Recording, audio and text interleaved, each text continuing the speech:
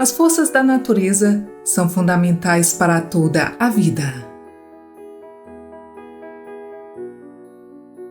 Essas forças existem em uma dimensão extra da realidade, em um reino metafísico, e podem se tornar conhecidas na forma dos 4 elementos que são habitados por entidades sobrenaturais.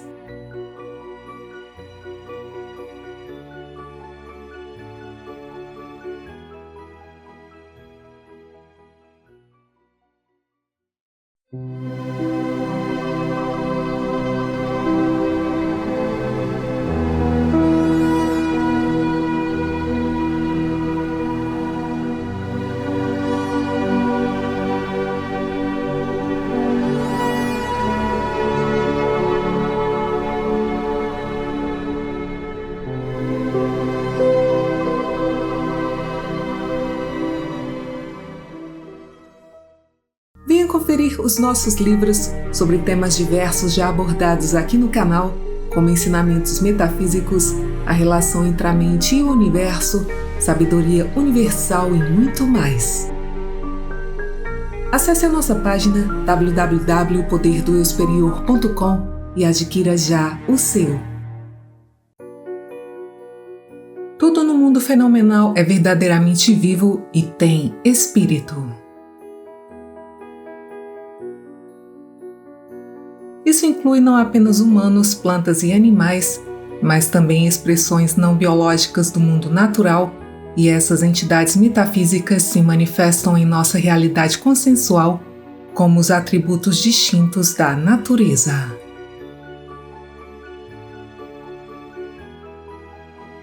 Essas entidades metafísicas são chamadas de espíritos da natureza ou às vezes de elementais, e eles não são apenas personificações simbólicas ou projeções psicológicas, já que eles possuem mentes e vontades autônomas. Esses espíritos geralmente se manifestam em fenômenos naturais que servem de suporte para as suas manifestações, e muitas vezes eles habitam características inusitadas e marcantes da paisagem natural.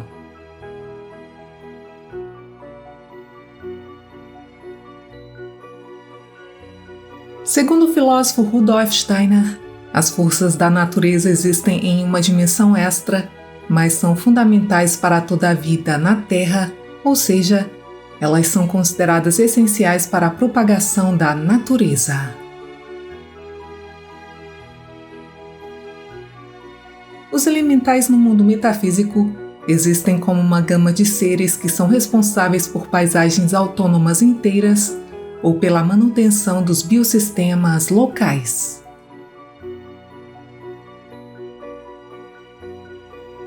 O médico e alquimista Paracelso afirma que os elementais do mundo metafísico interagem com o mundo físico através dos 4 elementos em que eles habitam, operam e de que são compostos: terra, água, fogo e ar.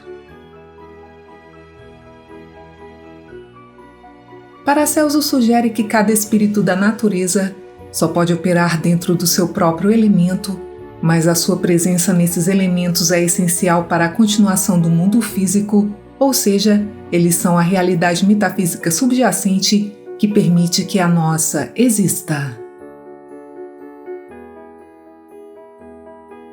Isso significa que a realidade desses seres é experimentada na vida cotidiana através dos seus efeitos, pois, como sendo os guardiões da natureza selvagem, dos seus tesouros e da sua sabedoria, eles podem influenciar e até controlar certos processos e fenômenos naturais, como o clima, as chuvas, a fertilidade da terra, que afetam diretamente a humanidade.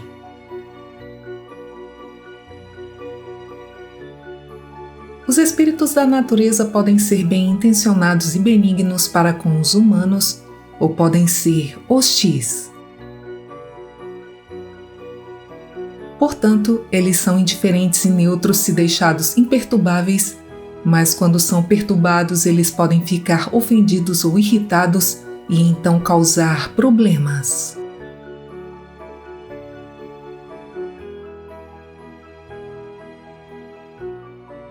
De acordo com a ocultista Helena Blavatsky, os espíritos da natureza habitam e, de fato, compõem os elementos, mas eles não têm corpo físico permanente, já que o fogo densifica-se e torna-se ar, o ar engrossa e transforma-se em água, e a água solidifica-se e transforma-se em terra.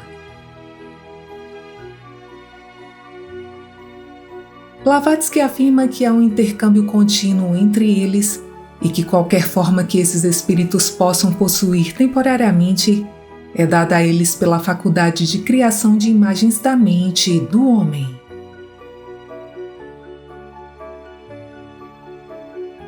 Segundo o médium Ted Andrews, os espíritos da natureza e as forças elementais estão presentes em todos os aspectos da natureza e em todas as pessoas, e não podemos existir se algum deles estiver faltando em nossa vida, já que eles compõem tudo que pode ser percebido pelos 5 sentidos.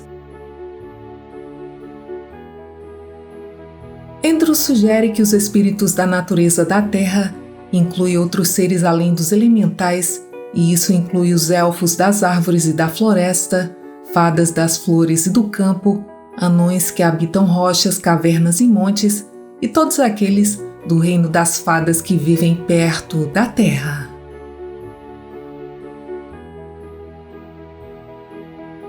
Os alquimistas conheciam o poder elementar em metais e plantas e o usavam na cura de doenças.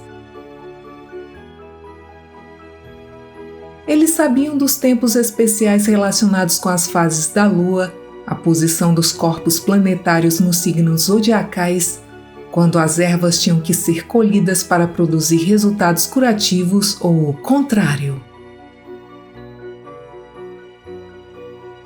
Eles também conheciam os princípios ativos nas destilações, congelações e purificações de metais e ervas, e assim produziam os resultados que desejavam através das forças da simpatia e da antipatia.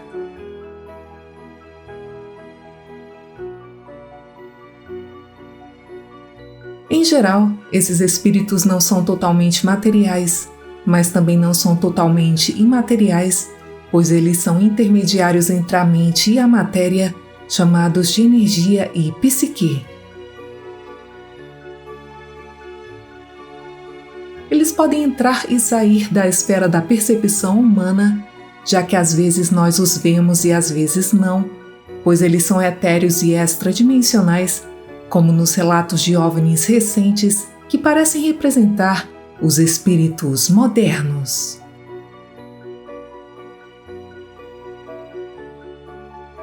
Sendo um organismo vivo, o nosso planeta Terra possui a sua alma ou campo de energia ou psicosfera, conhecida no Ocidente como Anima Mundi ou a alma do mundo, que a envolve como uma atmosfera psíquica, permeando todas as características da paisagem natural.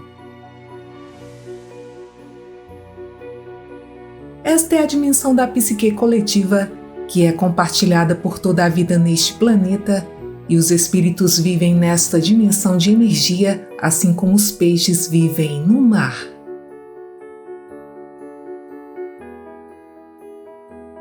Esse reino intermediário é multidimensional e o outro mundo não parece o mesmo que o ambiente natural para a nossa visão normal no estado de vigília da consciência.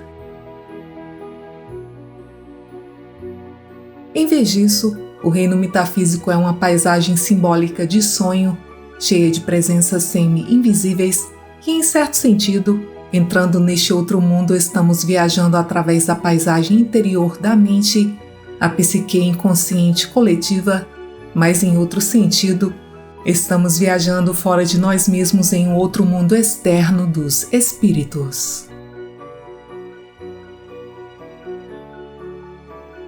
Este mundo é familiar para o xamã, mas é uma paisagem estranha para a consciência moderna do ego racional. O xamã se comunica com o outro mundo dos espíritos, que habitam o mundo natural, e por meio dos seus espíritos guia e espíritos auxiliadores, o xamã, em suas jornadas pelo outro mundo, adquire conhecimento e poder sobre certos espíritos.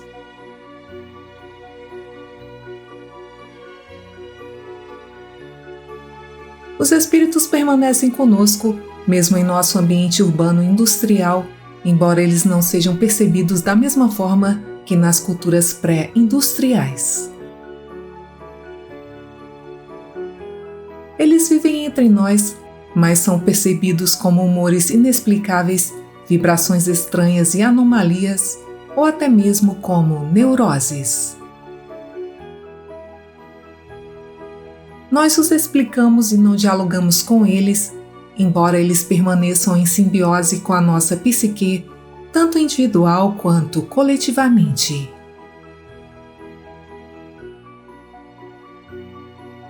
Embora as pessoas racionais modernas neguem a sua existência, eles podem ser encontrados em sonhos, em viagens astrais e experiências de quase morte. A iluminação na filosofia, ciência, arte no progresso passado e futuro da Terra e das suas raças veio e pode vir dessa maneira.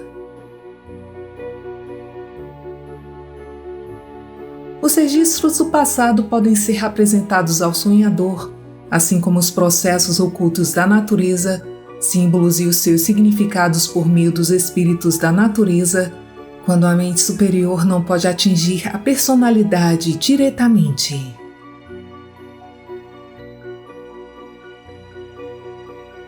As entidades não físicas ou os arquétipos, que residem no inconsciente coletivo postulado pelo psiquiatra Carl Gustav Jung, tornam-se conhecidos como elementais ou os espíritos da natureza, dependendo do contexto cultural, psicológico, filosófico e espiritual particular do espectador. O inconsciente coletivo é outro nome para o campo morfogenético postulado pelo biólogo Rupert Sheldrake, que é uma força vital geral agindo como a memória da natureza, humana, animal, vegetal e mineral. Essa memória se manifesta na forma antropogênica, como os elementais ou os espíritos da natureza, quando estamos em um estado alterado de consciência.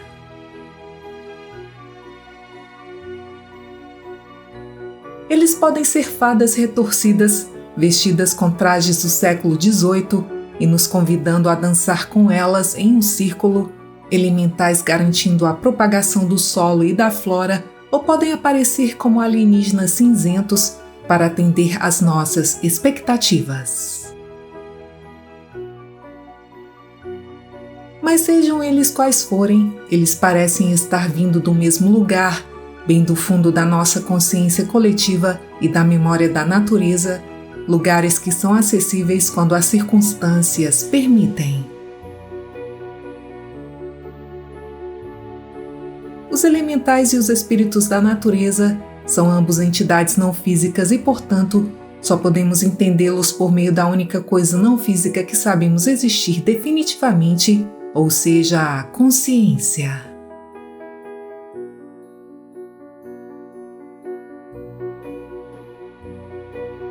Através do materialismo científico, os espíritos foram expulsos da natureza, a sua própria existência negada e ridicularizada e substituída por forças naturais mecânicas impessoais que receberam nomes misteriosos abstratos como a gravitação, a eletricidade e assim por diante.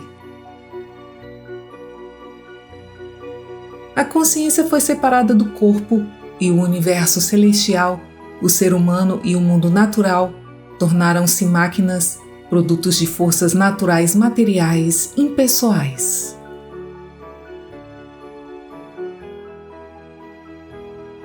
Os humanos precisam dos espíritos porque eles controlam as forças no ambiente natural que estão além do controle humano. Esses fenômenos da natureza não são forças materiais impessoais que podem ser simplesmente manipuladas por meios mecânicos, já que a natureza não é uma máquina, mas um organismo vivo. Todas as operações da natureza são mágicas, mas as chamamos de naturais porque vemos os efeitos físicos diariamente. Porém, esses processos são misteriosos e desconhecidos, exceto para a visão oculta. Eles são tão regulares em seus efeitos e na produção dos resultados físicos que os homens não pensam muito neles, mas ficam satisfeitos com o que chamam de funcionamento das leis da natureza.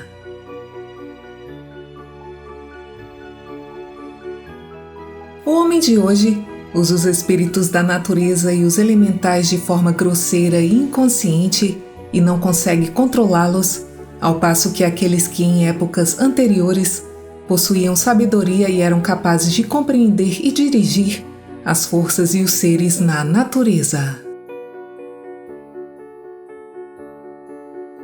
As nossas mentes não entram em contato com esses seres dentro de nós e assim construímos máquinas que geram calor, eletricidade, vapor e magnetismo, e com a ajuda dessas máquinas controlamos as forças elementais de forma desajeitada e insegura.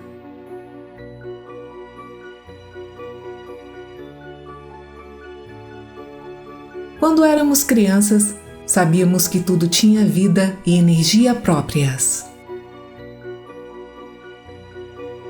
A distância entre o nosso mundo e o que agora chamamos de imaginário não ia além do nosso armário ou quintal. Cada folha de grama e cada flor tinha uma história para contar, os ventos sussurravam em nossos ouvidos, as sombras tinham vida e uma árvore era muito mais do que madeira.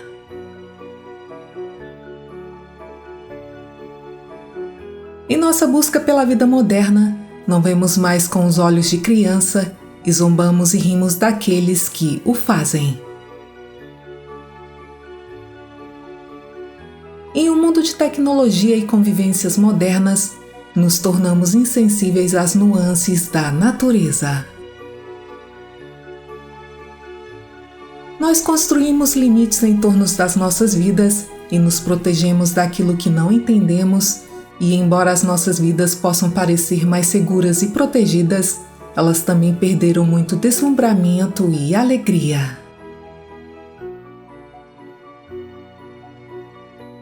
A nossa alma não está apenas no corpo, mas penetra e se cruza com o ambiente natural como um campo de energia. A natureza selvagem é uma comunidade de seres com os quais podemos ter um relacionamento pessoal e assim nós podemos entrar em comunicação e dialogar com a natureza selvagem por meio dos espíritos da natureza, recorrendo à sua sabedoria. Praticando o contato direto com a natureza, a divindade pode ser reencontrada e o homem pode recuperar o conhecimento consciente daqueles mundos de matéria etérea, cujos habitantes desempenham um papel tão fundamental na vida da humanidade.